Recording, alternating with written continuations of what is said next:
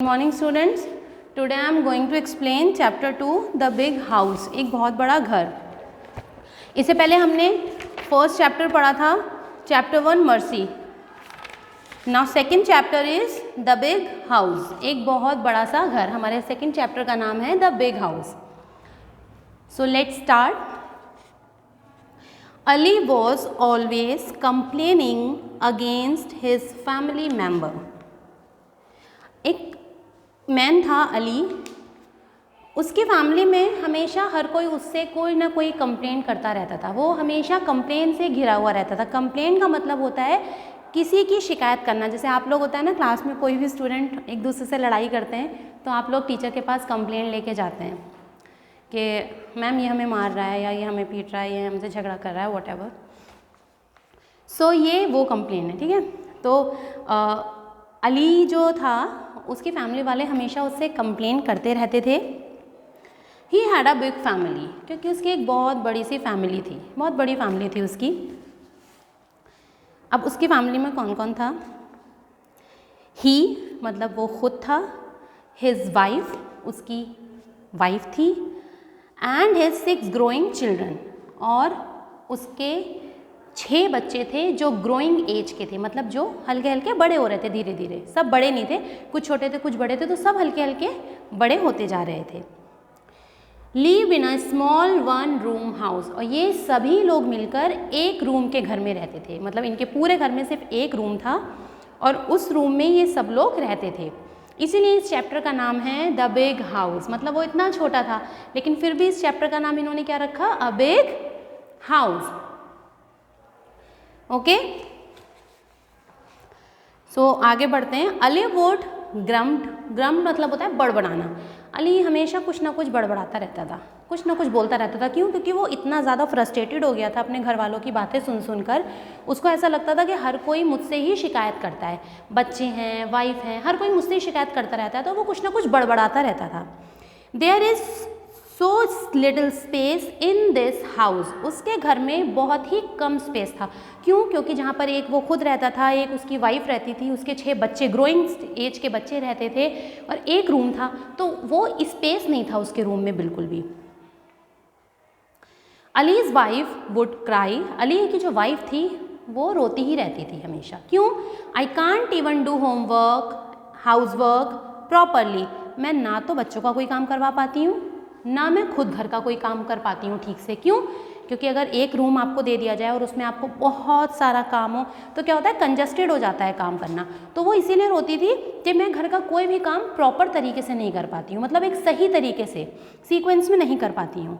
There is no place in this room to take rest after a hard day's work. पूरे दिन के काम के बाद थकान जब मुझे हो जाती है. ये किसने कहा? उसकी वाइफ ने अली से कहा कि जब पूरे दिन के बाद जब थकान हो जाती है मुझे, तो मेरे पास एक इतना स्पेस भी नहीं होता है कि मैं कहीं पर जाके रेस्ट कर लूँ, थोड़ा सा भी आराम कर लूँ. तो वो इसलिए रोती थी कि मुझे रेस्ट के लिए भी जगह नहीं मिलेगी अब. Allies children would complain. अब अली के बच्चे जो थे, जो उसके 6 ग्रोइंग एज के बच्चे थे, वो उससे क्या कंप्लेन करते थे? There is no place to do our homework, we can not even play here. कि हमारे पास कोई ऐसी जगह नहीं है जहाँ बैठ के हम अपना काम कर पाएँ, अपना होमवर्क कर पाएँ. और होमवर्क के बाद अगर हमें खेलने की ज़रूरत होती थी तो हमारे पास खेलने के लिए भी कोई स्पेस नहीं है. वो अपने फादर से हमेशा यही शिकायत करते रहते थे. यही कंप्लेन उन लोगों की हमेशा रहती थी, उनकी वाइफ की भी और उनके बच्चों की भी. वन डे, एक दिन की बात है, Ali went to the mosque to offer namaz. Ali जो था एक दिन, जैसे जहाँ जहाँ हर रिलीजन के लोग वर्शिप के लिए जाते हैं, हिंदूज़ लोग जाते हैं टेम्पल में, सिख लोग जाते हैं गुरुद्वारे में, क्रिश्चियन लोग जाते हैं चर्च में, इसी तरह जो मुस्लिम कैटेगरी के लोग होते हैं वो जाते हैं मॉस्क्यू में, मतलब मस्जिद में. तो वो जो था एक दिन मस्जिद में नमाज़ पढ़ने के लिए गया. As he was a coming out, जब वो नमाज़ पढ़ के बाहर तक की ओर निकला, ही मीट अ फ़कीर sitting on the stairs of the mosque. उसने देखा कि एक फ़कीर थे, बहुत बूढ़े से थे वो फ़कीर, और वो मस्जिद की जो सीढ़ियाँ थी उन सीढ़ियों के पास बैठे हुए थे। हम लोगों ने अक्सर देखा है जो भी हमारे धार्मिक स्थान होते हैं वहाँ पर अक्सर मस्जिद हो, मंदिर हो, गुरुद्वारा हो, चर्च हो, सबके बाहर लाइन से फ़कीर बैठे होते हैं, क्योंकि जो भी लोग पूजा करके माथा टेक के अंदर आते हैं वो लोग क्या करते हैं, उनको कुछ ना कुछ देते रहते हैं, चाहे खाना दें, चाहे कपड़े दें, चाहे पैसे दें। तो हम उन सबको फ़कीर कहते हैं, पर उनमें से कुछ फ़कीर तो ऐसे होते हैं, कुछ ऐसे होते हैं पहुँचे हुए होते हैं जिनको हम बोलते हैं, हम उनकी इज्जत करते हैं। तो एक फ़कीर जो थे वो वहाँ पर बैठे हुए थे। As the two of them sat talking, और दो आपस में बैठ के कुछ ना कुछ बातें करते रहते थे हमेशा।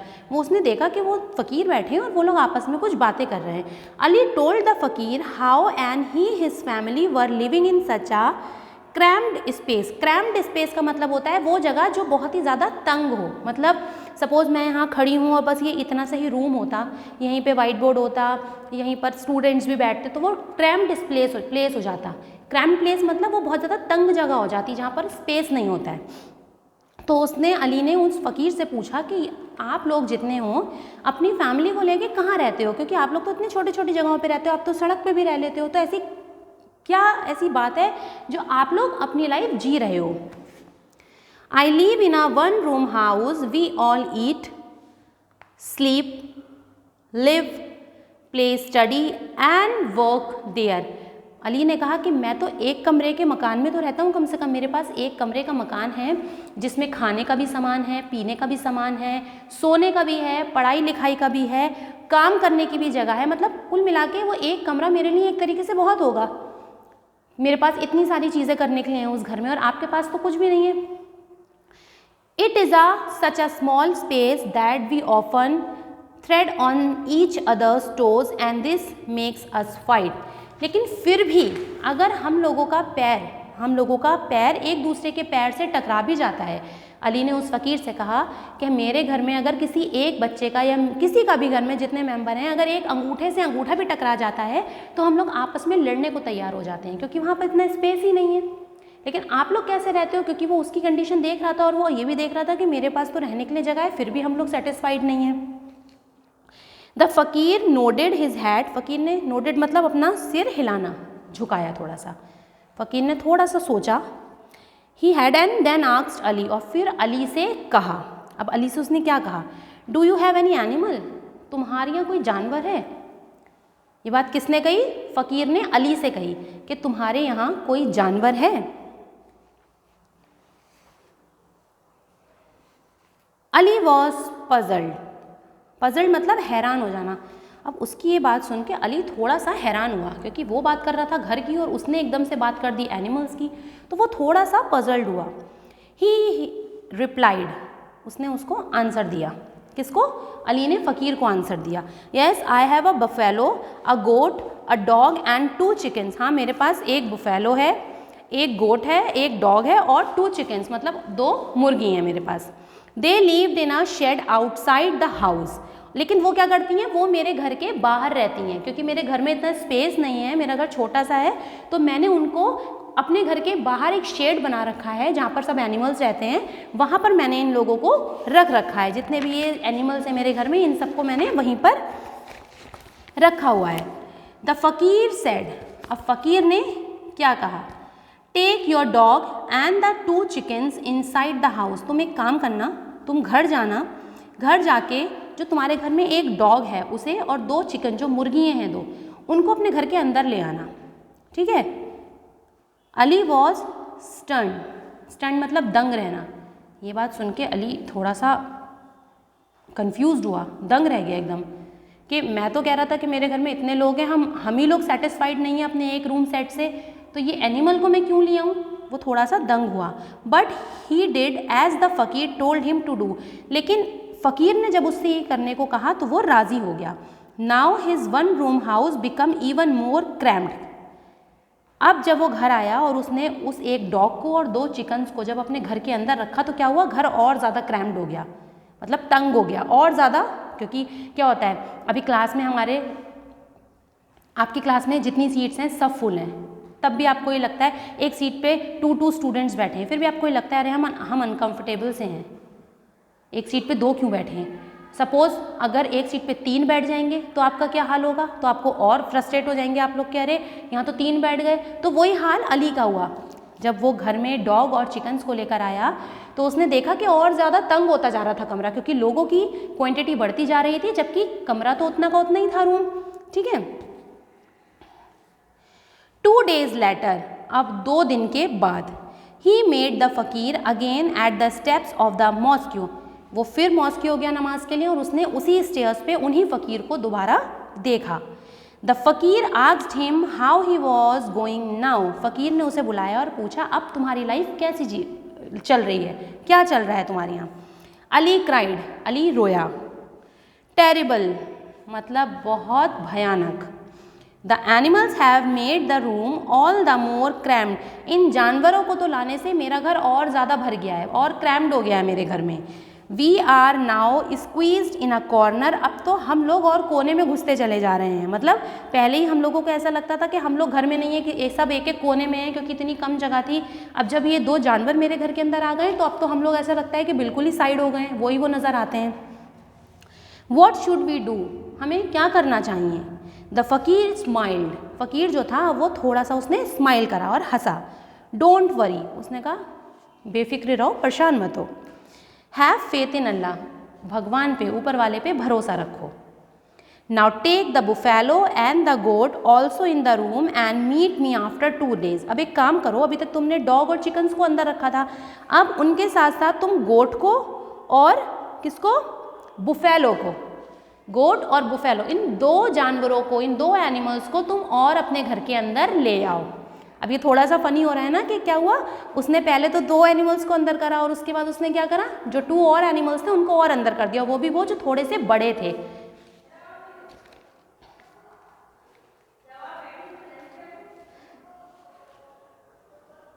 और मुझसे कितने दिन के बाद मिलो? 2 days के बाद मुझे मिलना।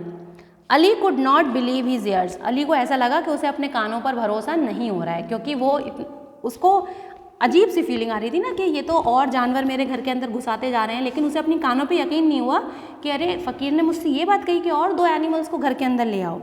But he could not muster enough courage to argue with the fakir, लेकिन उसने फ़कीर से कोई आर्ग्यूमेंट नहीं करा, मतलब कोई भी बहस नहीं करी। वो जैसा कहता गया वो शांति से वैसी बातें उसकी मानता चला गया।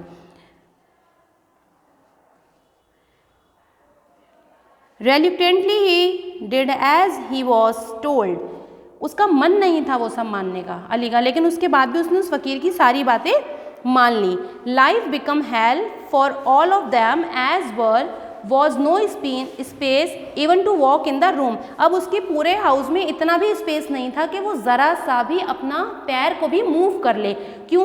क्योंकि जहाँ एक रूम में उसकी वाइफ रहती थी, अली रहता था, उसके 6 चिल्ड्रंस रहते थे जो ग्रोइंग एज के थे, उन लोगों में उसको स्पेस कम लगता था। उसके बाद उसमें एक डॉग आया तो और स्पेस कम हुआ, चिकन्स आए और स्पेस कम हुआ, उसके बाद गोट, बुफेलो, इतनी सारी चीज़ें आती गईं और वो स्पेस जो है कवर होता चला गया।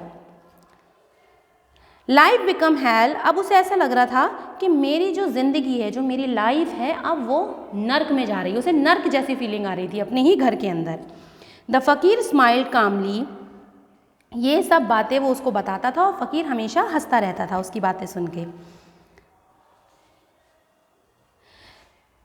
Life become hell for all of them as there was no space even to walk in the room, उसे ऐसा लगता था कि मैं इस रूम के अंदर चल तक नहीं पा रहा हूँ, मेरी ज़िंदगी जो है वो बिल्कुल नर्क होती जा रही है।